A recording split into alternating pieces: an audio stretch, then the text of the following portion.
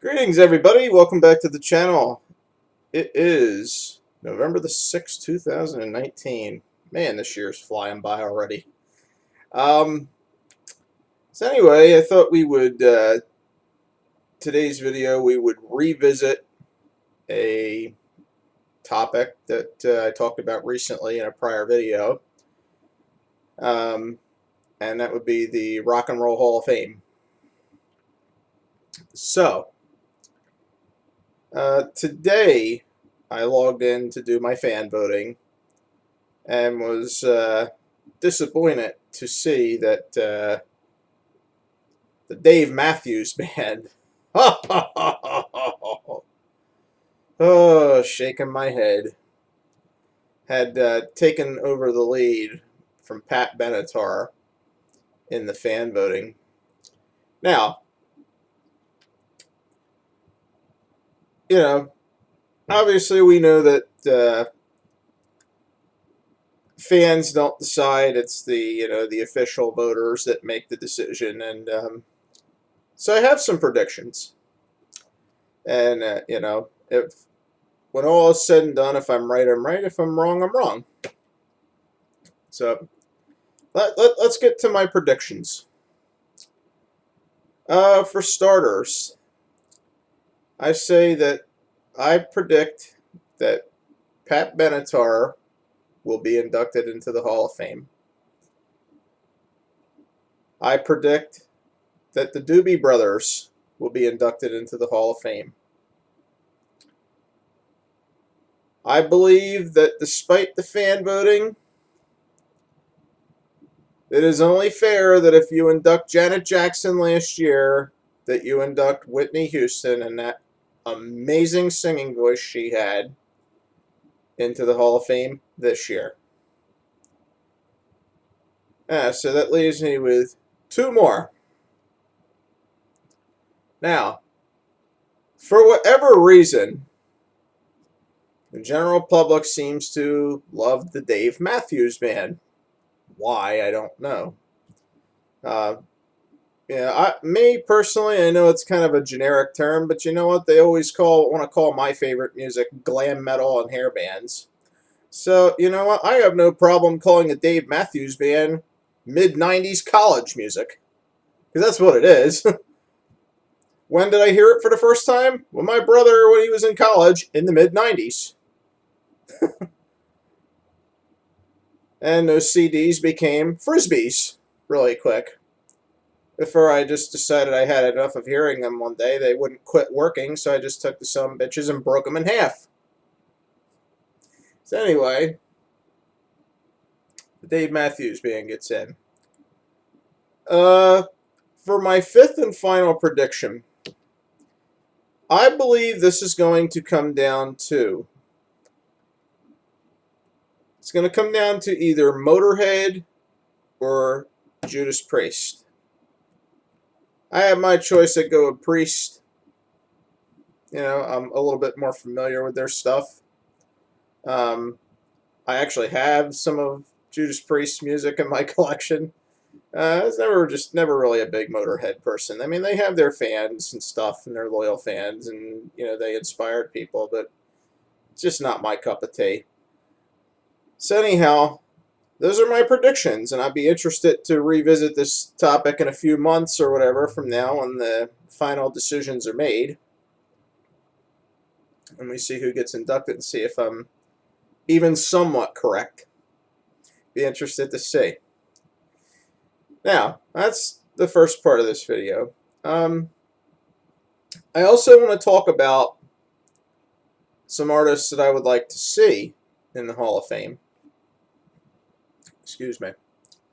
There are some artists that have been getting snubbed for a very long time. And I have a couple things I'd like to show. We've got some vinyl records over here from my collection. And let's see, maybe if you guys have heard of this band. This album was released in 1976. This is, in fact, a This is an 80s pressing with the infamous Epic label. Some of you may remember that label from Michael Jackson's Thriller. That's the Epic label that they were using in the early 80s, early to mid 80s.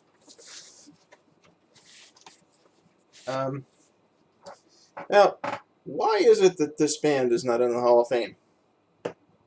Why do they keep getting snubbed every year? That album I just showed you is one of the biggest selling debut albums of all time. And they followed it up with Don't Look Back, which, did not sell as many copies, but it was still a smash hit, in my opinion. It was a phenomenal album, had some great stuff on it. They, started work on Third Stage in the early 80s, and finally got around, they released it on MCA Records in 1986. You got some good stuff on there. Anybody that's looking to get into Boston, I highly recommend you listen to that album. That's good stuff. Then they did, in the mid-90s, they did an album called Walk On. Vocals were, not necessarily Brad Delp singing lead vocals on some of them songs, but still decent enough. I like the album. Then they did this album called Corporate America. I don't know too much about that. And then there was one they did about 5 years ago. So, anyhow, I know people say that Boston does not have a very large catalog of music. But what they have is strong. And when you have a debut album as successful as this, why the hell aren't you in the Hall of Fame? For instance, how old was Dave Matthews when that album came out? Probably very young. Another band who blows my mind, been getting snubbed for a while, and they need to go in, and that would be this band. You guys remember this album, right? This was not their first album. It was their breakout album from 1977, A Grand Illusion. Need to get another copy of this, by the way. This has a very deep scratch in the song Man in the Wilderness. So, and that's actually one of my favorite songs on the album. But anyhow, I don't really understand why the Hall would snub a band like Styx. Maybe they were just overlooked. Maybe they were thought of as, commercial rock or whatever. But, if you go back and you listen to some of the early Styx stuff, they incorporated rock and roll with, there was some progressive stuff in there. JY with his guitar work. It's just, you need to listen to the early albums if you're going to listen to Styx. And then come to this stuff here. This is the stuff everybody knows. You come to that, you listen to that. Everybody already knows and loves that. Start with Equinox and go back to the very beginning. There's some good stuff if you listen to it. That's Styx 2 album. Very good album. That predates Tommy Shaw being part of the band. Styx is somebody that probably should have been in there a long, long time ago. They were eligible. Gosh, the first album came out in '73, which means they would have been eligible 21 years ago just based on that first album. I'm floored, absolutely floored that they're not in there. So I would love to see them inducted. I gotta grow my collection, but I'm sure you guys listen to same type of music I listen to, have this CD, or you've owned it, or listened to it over the years. This band here, REO Speedwagon. They've been around since the 70s.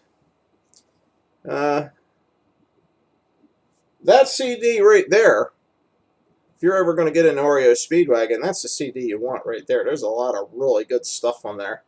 It covers the years. It's this, it goes through the 70s. It takes you into the 80s.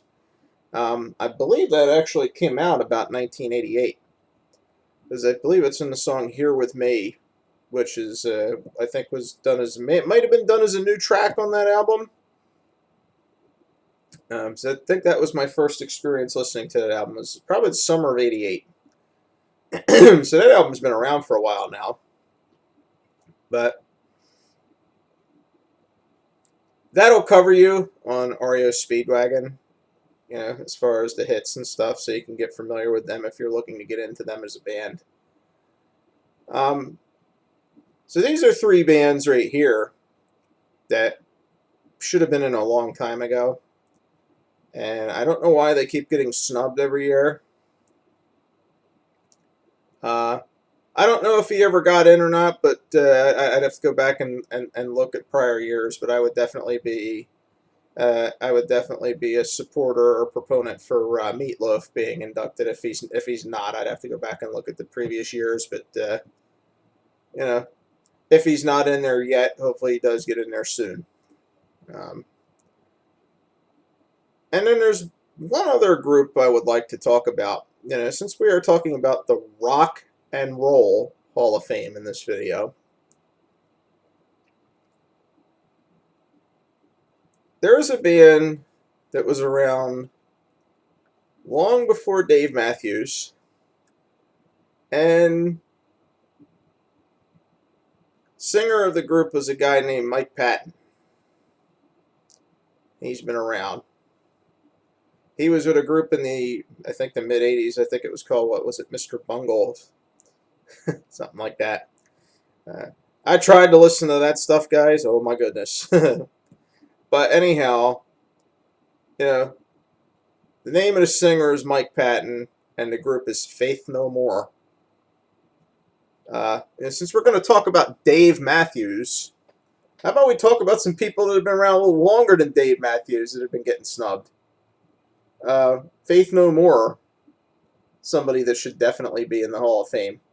Faith No More, I don't know what their catalog looks like because I'm only familiar with, what was it, the album that Epic was on and then the album that followed it, right? But that sound, if you listen to the song Epic, all right, do you realize that's where groups like Papa Roach came from? That's where groups like, Limp Bizkit came from. What's that other group? The Taproot. Linkin Park. That kind of stuff came from Faith No More. Those Faith No More inspired those people. And the proof is in the pudding. All you got to do is listen to the music. It's just, plain as a nose on a person's face. Now, that type of rock is kind of rock and rap kind of going on at the same time, but it's still rock and roll. There's guitars, there's drums, so it's rock and roll through and through. So anyhow, maybe Faith No More will get in there one day. But anyway, that's going to bring this one to a close. Thank you guys for watching. If you like videos like this, hit that like and subscribe button, and come on back and see us next time for the next video. Y'all have a goody-goody, enjoy the rest of your week, and have a good weekend.